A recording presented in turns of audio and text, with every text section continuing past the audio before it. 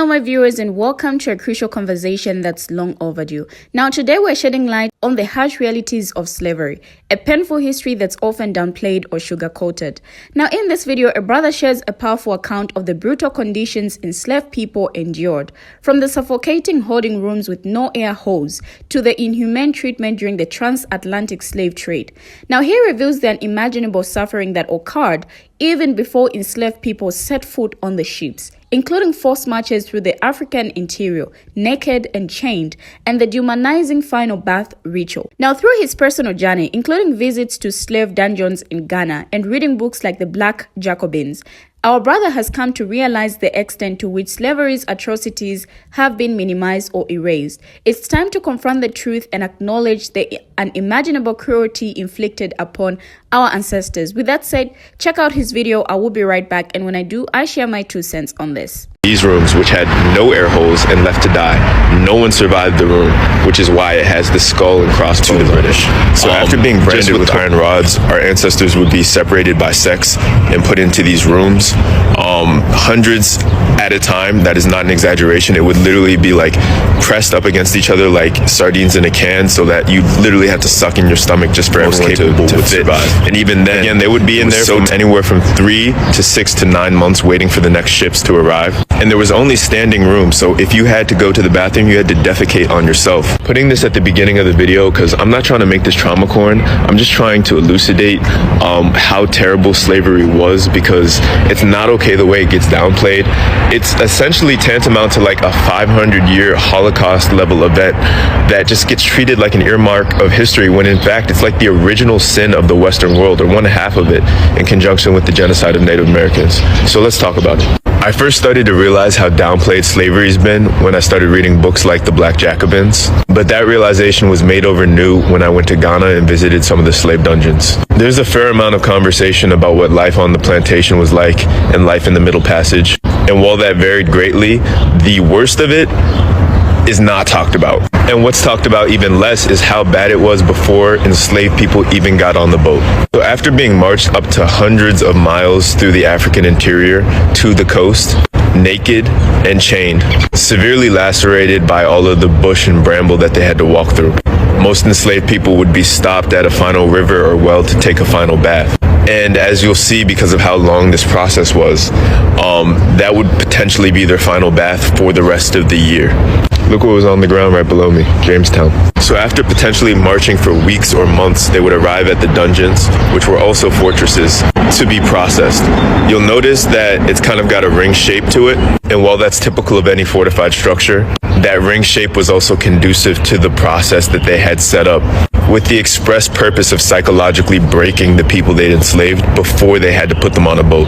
Quick side story, these 2 buildings on the ramparts were used to imprison a female Nana and I think a male Nana during the British Ashanti Wars, which lasted almost 80 years. The Ashantis beat the British over and over again, but eventually over the course of a century they were able to overtake them. And that ended in a treaty with King Kofi Karikari agreeing to give everything west of this certain river, which is basically Fanti land, to the British. So after being branded with iron rods, our ancestors would be separated by sex and put into these rooms, hundreds at a time. That is not an exaggeration. It would literally be like pressed up against each other like sardines in a can, so that you literally had to suck in your stomach just for everyone to fit. And even then, it was so tight that if someone died, they died standing up. There was no other way to know that they died other than the fact that they'd stopped breathing, turned cold, or started to decay. And there was also no way to really remove them because it was so packed. So you would be forced to stand next to a corpse, potentially for months, because most people would end up waiting in these rooms for upwards of 6 months. With just 20 people in there, it was incredibly hot because of the body heat we were generating and the fact that it didn't really have anywhere to go besides these tiny holes. So imagine 170 people trying to fit into that. 200, 220. And this is actually the largest of the rooms. There were successively smaller rooms that they were moved into that became more and more cramped. Those who acted rebelliously were put in these rooms, which had no air holes and left to die. No one survived the room, which is why it has the skull and crossbones on it. Just with 20, 30 people, again, it was so hot in there, we could only stay a couple of minutes. It was suffocating. And that's exactly what happened to everyone who went into that room, with the assumption that more and more people would die, and only the strongest and most capable would survive. Again, they would be in there from anywhere from 3 to 6 to 9 months waiting for the next ships to arrive. And there was only standing room, so if you had to go to the bathroom, you had to defecate on yourself. And when they first started excavating these rooms, I think in the 70s, because they'd been left in disrepair, just forgotten, like it didn't happen, they realized that the floor they were standing on was not the actual floor. They actually left a layer about 2 inches there and about 4 inches where you're looking at. The whole time we're walking through this area thinking we're on the floor until they explain that it's actually the compacted excrement, dirt, tears, literal tears and blood, skin cells, so on and so forth, of the people who have been in this room year after year for hundreds of years, just compacted so much that it became a false floor. So when they're first excavating, I think you can kind of see it, but that line where it turns from lighter to darker is where it really was. Inches of literal human remains. Some female slaves were kept in this room. This is in the other dungeon, by the way. And the women in here were systematically R-worded, taken across this courtyard up to the officers' quarters to be assaulted. And when they displayed resistance, they were brought back and specifically and intentionally dunked into this. It's essentially a well, but it wasn't for drinking water. It was literally just to waterboard these women so that they would become too weak to fight back. And then they would be brought back up into the quarters. Again, like the ship has not even arrived yet. This is months. And again, the rooms would become smaller and smaller until they were finally brought to the final room and led through a door, which is essentially like maybe 1.5 feet by 4 feet tall. You'd squeeze through that door and be led onto the boardwalk onto the ships. And that's called the door of no return. Oh, and this is the craziest part. So remember the little air holes at the top of that first room I showed you? Those holes were positioned right below the steps of a building so that anyone who was walking over the steps of this specific building would hear everything that was going on, and if they wanted to, could even peek in and see. And that building was their church. The Portuguese worshipped right over the slave dungeon with holes in it so that they could hear the screams of the people under them while they worshipped. No exaggeration. And when the Dutch took over Elmina Castle, this became the first Protestant church in Africa. So one of the first instances of Christianity touching West Africa was white people worshiping over the literal screams of the people that they were torturing. Fucking deranged. So after spending upwards of a year in this torturous process meant to break them psychologically and physically, they would finally be loaded onto these boats to endure the Middle Passage, which does get talked about, but also gets downplayed, before being brought to their respective plantations, which also gets talked about and extremely downplayed. And I'd like to talk about that too. And I'm not trying to make this trauma corn or anything like that. Now, the brother's account is a heart-wrenching reminder of the brutal realities of slavery, a system that dehumanized and brutalized millions of people. His description of the holding rooms, where enslaved people were packed tightly with no air holes, is a chilling example of the inhumane conditions they endured. Now, the fact that no one survived these rooms, as indicated by the skull and crossbones symbol, is a stark reminder of the lethal conditions. Now, the transatlantic slave trade was a horrific system that forcibly enslaved millions of Africans, subjecting them to unimaginable suffering. The Middle Passage was a notorious part of this trade, where enslaved people were packed into ships like sardines, with little room to move or breathe.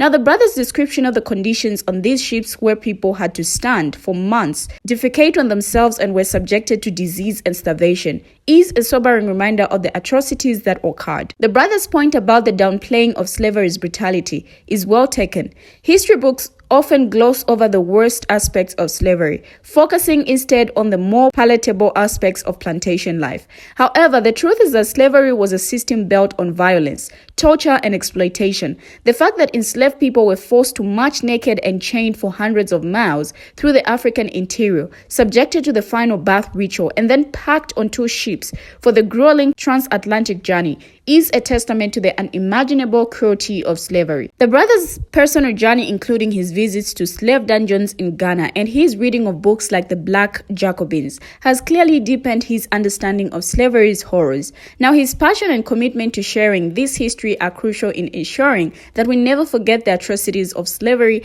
and the resilience of those who survived it. Now, the transatlantic slave trade forcibly enslaved an estimated 12 to 15 million Africans between the 15th and 19th centuries. Conditions on slave ships were notoriously brutal, with enslaved people subjected to disease, starvation, and physical abuse. The Middle Passage was a notorious part of the slave trade, where enslaved people were packed into ships for months, often with little room to move or breathe. Slavery was a system built on violence, torture, and exploitation, with enslaved people subjected to forced labor, physical abuse, and family separation. The final bath ritual was a dehumanizing practice where enslaved people were forced to bath before being sold or transported, often as a way to prepare them for market.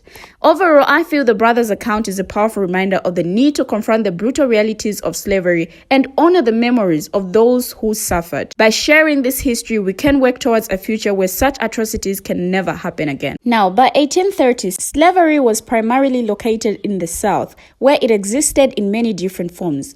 African Americans were enslaved on small farms, large plantations in cities and towns, inside homes, out in the fields, and in industry and transportation. Though slavery had such a wide variety of faces, the underlying concepts were always the same. Slaves were considered property, and they were property because they were black. Now, their status as property was enforced by violence or threatened.